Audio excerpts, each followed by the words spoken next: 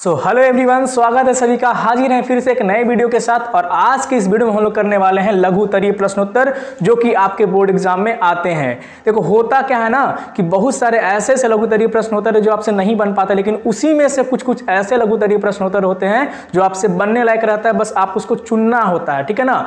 आपको उसी में से सारे सवाल में से जो आसान सवाल है वो चुनना होता है। तो इसमें जो हम लेकर आए हैं सवाल जो हर साल परीक्षा में आएगा, और उन्हीं सवालों में से हम लोग कुछ सवाल करने वाले हैं। तो आज हम लोग करेंगे 5 सवाल। देखो बिहार बोर्ड के मैट्रिक एग्जाम में होता है टोटल 30 सवाल और करना होगा आपको 15 सवाल, ठीक है ना। जैसा कि अभी 2023 का पैटर्न है, ठीक है ना।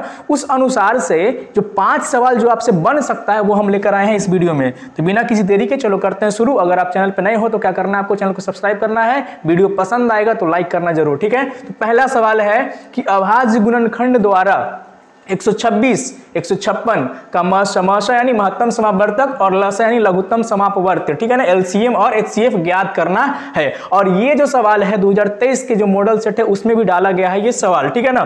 तो ये सवाल को करते हैं। तो सबसे पहले हमें जानना होगा कि 126 का अभाज्य गुणनखंड और 156 के अभाज्य गुणनखंड में क्या क्या चीजें प्राप्त होती है। तो हम साइड में 126 का अभाज्य गुणनखंड कर लेते हैं। 2 बार में लगेगा, आपको पता है कि पीछे 6 है, 0 2 4 6 तो 2 से लग जाता है, ये तो आपको पता होगा, ठीक है। नहीं पता तो इस प्रकार से करेंगे, 63 आएगा। अब देखो 6 और 3 है तो 6 3 होता है, यानी 3 से लगेगा, यानी 3 से लगा देंगे। 3 का विभाजन यानी आपको पता होगा, ठीक है ना। तो 21 दिया 63। अब 3 से लगाएंगे कितना बचेगा, 7 बचेगा, ठीक है ना। यानी जब 126 का जब हम अभाज्य गुणनखंड किए तो 126 बराबर कितना आया, 2 गुना 3 कितने बार, 2 बार, तो 3 पर पावर 2 और गुना 7 लिख सकते हैं इसको। इतना तो क्लियर है। अगला है 156, तो 156 का आप अभाज्य गुणनखंड करोगे यहाँ पे, ये भी कितने बार में, 2 बार में, 2 सते 14, 1 बचेगा 2 अठी 16, 78 दूनी 156। फिर 2 से लगाओगे यार तो 2 तिया ही 6 और 2 नमा 18, 39, 3 से लगाओगे 13 39, ठीक है। तो 156 का जब हमने किया अभाज्य गुणनखंड तो 156 बराबर क्या होगा, 2 कितना बार, 2 बार, गुना 3 कितना बार, 1 बार, और गुना 13। अब मेन काम होगा आपको महत्तम निकालने का। महत्तम के लिए आपको याद रखना है, यानी HCF जो हमें निकालना है किसका, 126 का और 156 का। वो कैसे होगा, ठीक है ना। तो HCF का मतलब होता है वह सबसे बड़ा संख्या जो दोनों संख्याओं को काट सके, विभाजित कर सके, ठीक है। तो जो दोनों में कॉमन होगा उसको चुनेंगे। 1 2 इसमें भी है, देखो 1 2 जो है इसमें भी है और 1 2 इसमें भी है, तो एक ही जो कॉमन दोनों में होगा उसको लेंगे, तो 2 लेंगे। 1 3 इसमें भी है और 1 3 इसमें भी है, तो 1 3 इसमें 1 3 इसमें भी।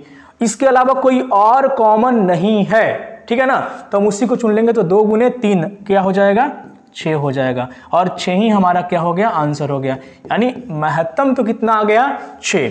अब आपको क्या निकालना है, लघुत्तम निकालना है। तो एलसीएम के लिए क्या है, एलसीएम के लिए क्या होगा, 126 और 156 का। इसमें जरा ध्यान देना, इसमें बहुतों से गलतियां होता है, ठीक है ना। एलसीएम का मतलब क्या हो गया, तू हट जाओ साइड से। एलसीएम का मतलब क्या हो गया कि वह सबसे, यहां पे जैसे एलसीएम है ना, तो वह सबसे छोटा संख्या जो ये दोनों संख्या जिसको भाग लगा दे, ठीक है ना। यानी एक सबसे छोटा संख्या निकालना है जो ये दोनों संख्या से भाग हो जाए। ये इसमें क्या था, सबसे बड़ा संख्या जो दोनों संख्या को भाग लगा दे, ठीक है ना। तो यहां पे क्या करेंगे कि जो सबसे ज्यादा पावर है उसको चुन लो आप। तो सबसे ज्यादा पावर कौन सा है, 2 पर पावर 2 है, तो 2 बार 2 ले लिए, तो एगो 2 उसी में नहीं आ गया, एगो 2 उसी में आ गया। तो 2 पर पावर क्या लिख देंगे, 2 पर पावर 2 जो है हम लोग यहाँ पे लिख देंगे, ठीक है। ये हो गया, तो 1 2 उसी में शामिल हो गया, मैक्सिमम पावर वाला। अब 3 पर पावर 2 है, 3 2 बार है, तो 1 बार जो है उसी में शामिल हो गया, तो गुने 3 के पावर 2, ठीक है। 7 और 13 बचा हुआ है, तो 7 और 13 को भी लिख देंगे, ठीक है ना। तो 7 गुने 13, ठीक है। इसको आप कैलकुलेशन करेंगे, जो आएगा गुना करना है, 2 कितना बार है, 2 बार, तो 2 दूनी 4, और ये 3 कितना बार है, इसको आप ऐसे नहीं समझ में आता, ऐसे लिख देना, 2 गुना 2 गुने 3 गुने 3 गुना 7 गुना 13, और पूरा को जब आप गुना करोगे तो वही जो है इन दोनों का क्या होगा, एलसीएम होगा। तो अभाज्य गुणनखंड विधि द्वारा आपको यही करना, यानी आपको शुरू में लिखना कि हाँ हल ये कर रहे हैं प्रश्न का, उसके बाद आप साइड में दोनों का क्या करोगे, अभाज्य गुणनखंड करोगे और दोनों का यहाँ पे लिखोगे, उसके बाद दोनों का HCF आप निकालोगे, आपका ये आंसर आएगा, आपको 2 नंबर मिलेगा, क्योंकि लघुत्तरीय 2 नंबर का होता है। ठीक है ना। चलो आगे चलते हैं नेक्स्ट सवाल की ओर। अगला सवाल जो है समांतर श्रेणी से है कि देखो समांतर श्रेणी में होता क्या है ना कि श्रेणियों का योग से सवाल बहुत बनता है। ठीक है ना। और इसमें कंफ्यूजन होता है कि n का मान क्या होगा, कभी कभी आप लोग क्या करते हैं n का मान यही उठा के रख देते हैं और आपका आंसर गलत हो जाता है। ठीक है ना, वो नहीं करना है। यहाँ पे है समांतर श्रेणी क्या बोला गया है, एक 25 है प्लस 28 है प्लस 31 है 100 तक है, यानी अंतिम अंक आपका 100 है, उसका निकालना है योगफल। ये भी 2023 के ऑनलाइन मॉडल सेट में ये सवाल था, मैंने उसको लिया है। ठीक है ना। तो ये जो है इसमें सबसे पहले अगर योगफल निकालना है तो आपको योगफल का फॉर्मूला आपके दिमाग में दौड़ाना पड़ेगा, और SN बराबर क्या होता है आपको मैं लिख देता हूं। SN बराबर होता है n/2 into 2a plus n-1 गुना d। ये कब होगा, जब आपका अंतिम पद नहीं तो अगर एक तरीका और आप लगा दे सकते हैं n/2 into a plus l, यानी पहला पद गुने अंतिम पद, क्योंकि यहां से आप कर सकते हैं ये चीज को, यहां से ई फॉर्मूला में आप कन्वर्ट कर सकते हैं।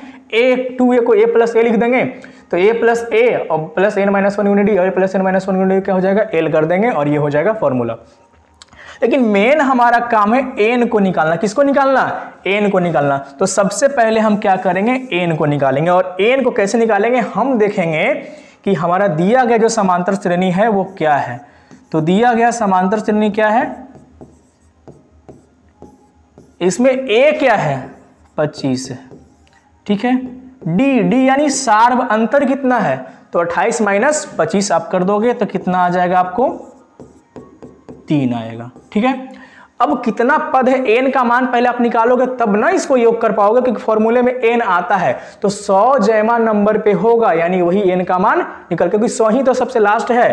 तो हम लोग पहले फॉर्मूला लगाएंगे एन, या फिर आप टीएन लिख सकते हो, तो ए प्लस n-1 गुना डी। ठीक है ना, या तो आप टीएन लिखो या तो एन लिखो। और ये है क्या, हमको 100 को देखना है कि कैमा पद तुम हो, 100 से पूछ रहे हैं हम कितना पद है, तो यहाँ लिखाएगा 25 और प्लस एन तो हमें निकालना ही है ना, एन का मान भी डालना नहीं। डी कितना है 3 है, डी कितना है 3। 25 को जब आप इधर भेजोगे तो कितना होगा 75, कितना होगा घटाएंगे ना 100 माइनस 25 तो कितना हो जाएगा 75। मैं इसे स्टेप को स्किप कर दिया। ठीक है। तो बचेगा क्या n-1 गुना का 3। ठीक है ना। इसे आप इधर भी करके तो लिख सकते हो कि n-1 जो है और ये गुना का 3 है बराबर 75 है, या फिर इसे आप ऐसे ही काट भी सकते थे। ठीक है ना। तो n-1 बराबर जो आएगा आपको वो कितना आएगा 75/3 जब आप करोगे तो कितना आएगा 25 आएगा। कितना आएगा 25। तो n बराबर कितना आएगा 1 को आप जब भेजोगे उधर तो क्या होगा 25 और प्लस में 1 हो जाएगा 26, यानी आपका n का मान आया है 26। जब आप इतना कर लोगे ना उसके बाद आपका आधा काम हो गया। आपको n का मान जब मिल गया, मैंने एक एक स्टेप करके आपको बताया है ताकि आपको कोई कंफ्यूजन नहीं हो। ठीक है ना। अब करना क्या है, ठीक है, जगह कम है इसलिए मैंने पार्टीशन कर दिया। ठीक है ना।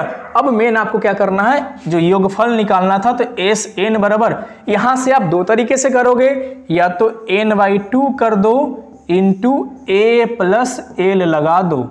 मैंने ये वाला फॉर्मूला यहाँ पे ज्यादा बढ़िया लगाने के लिए, क्योंकि अंतिम पद आपका दिया हुआ है 100 आपका दिया हुआ। ठीक है ना। कभी कभी रहता है कि लगातार कोई एपी दिया हुआ है, बोलेगा प्रथम 15 पदों का योग निकाले, तो 15 यानी n का मान 15 दे दिया है और अंतिम पद नहीं डल रहा था, तब आप फॉर्मूला लगाना कौन सा n/2 into 2a plus n-1 गुना का d।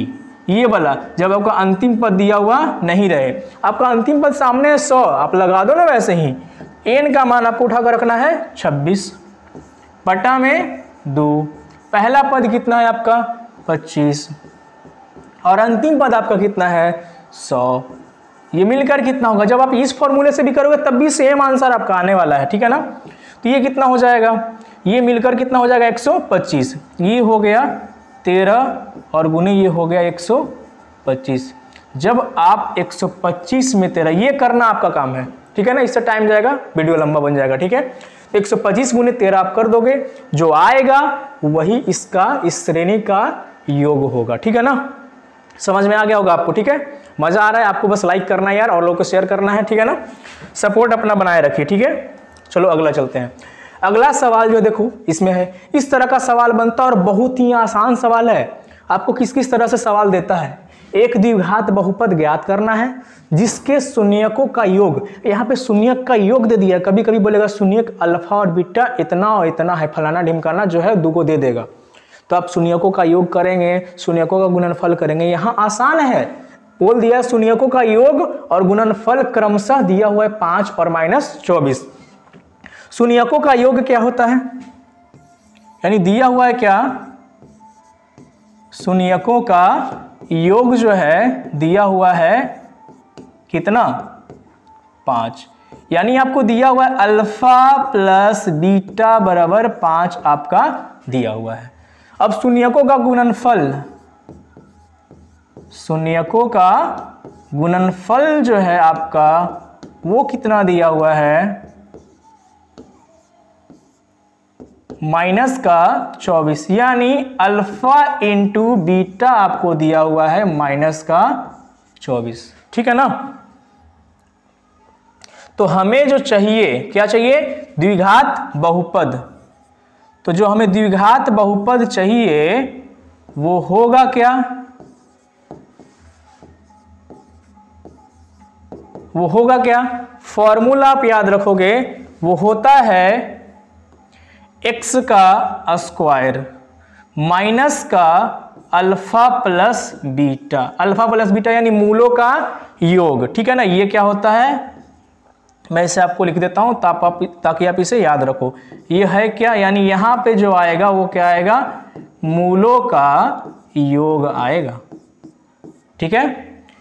और उसके बाद क्या होगा, x square minus alpha plus beta into x और plus alpha into beta. Alpha into beta क्या है, मूलों का गुणनफल है, क्या है, मूलों का गुणनफल। इसे हम लिख देते हैं गुणनफल। एग्जाम में आपको ये ऐसे गोला करके नहीं लिखना है, ठीक है ना। बस आपको याद रखने के लिए हम ये सारी चीजों को बताएं, ठीक है ना। आपको एग्जाम में ये वाला पोर्शन ये सब नहीं लिखना है, ठीक है, और ये सर्कल आपको नहीं करना, ठीक है। ये जो है सॉरी ये जो सर्कल है ना आपको नहीं करना, 1 मिनट, ये आपको नहीं करना है। और उसके बाद ये जो है आपका ये वाला, ठीक है ना, ये आपको नहीं करना, ये सब काम आपको नहीं करना, ठीक है ना। सिंपली आप साफ सुथरा लिखेंगे ताकि आपको नंबर ठीक से मिले। आपका एक एक नंबर कीमती है, ठीक है ना, तो आपको ये ध्यान रखना है। तो ये क्या हो जाएगा, बस आप वैल्यू रखते जाओ, आपका हो गया आंसर, आ गया। और क्या करोगे, x का स्क्वायर माइनस का अल्फा प्लस बीटा का मान कितना दिया हुआ है 5, मूलों का योग साफ साफ दिया हुआ था 5, तो माइनस का 5 इंटू एक्स और अल्फा इंटू बीटा कितना दिया हुआ है -24, तो यहाँ लिख देंगे -24। ये हो गया आपका द्विघात बहुपद, ये आपका आंसर हो गया, ठीक है। ऐसे ही आपको करना एग्जाम में। तो अभी तक हमने कितने सवाल किए हैं, 3 सवाल। अब चलते हैं अगले सवाल की ओर। देखो ये जो है, कभी वृत्त का क्षेत्रफल आपसे बोलेगा निकालने के लिए, कभी घन का आयतन बोलेगा निकालने के लिए, तो आप फॉर्मूला पक्का याद रखना सारा चीज का। अगर आप कमेंट करके बताना अगर आपको फॉर्मूला नहीं पता होता है तो उसके लिए मैं एक अलग वीडियो लेकर आऊंगा, ठीक है ना। तो ये एक वृत्त का क्षेत्रफल आपको ज्ञात करना है, परिधि आपका दिया हुआ है, जैसे जैसे दिया हुआ है ना वैसे वैसे आप करते जाओ।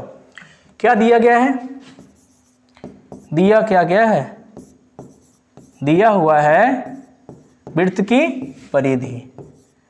तो वृत्त की परिधि जो होता है वो दिया हुआ है आपका कितना, 66 सेंटीमीटर। मैं हट जाता हूं ताकि आपको दिखो, ये देखो 66 सेंटीमीटर दिया हुआ है, ठीक है। उसके बाद आपको करना क्या है, वृत्त का परिधि का फॉर्मूला आप लगाओ ना, कितना होता है 2πr बराबर 66 सेंटीमीटर।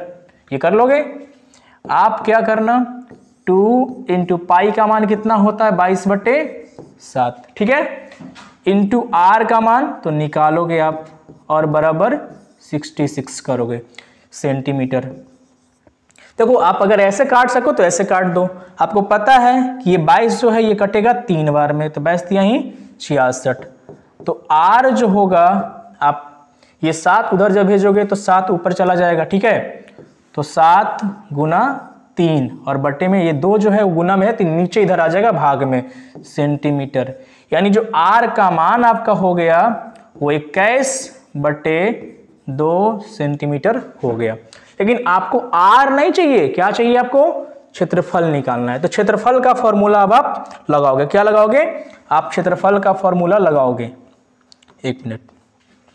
तो यहां पे अब हम क्या करेंगे? अब लिखेंगे वृत्त का क्षेत्रफल को शॉर्ट में ऐसे लिख दिए हैं बराबर होता क्या है? पाई r का स्क्वायर। तो बराबर यहां लिखोगे और पाई का मान होता कितना है? तो 22 बटे 7। r का मान आप निकाल के लाए 21 बटा 2।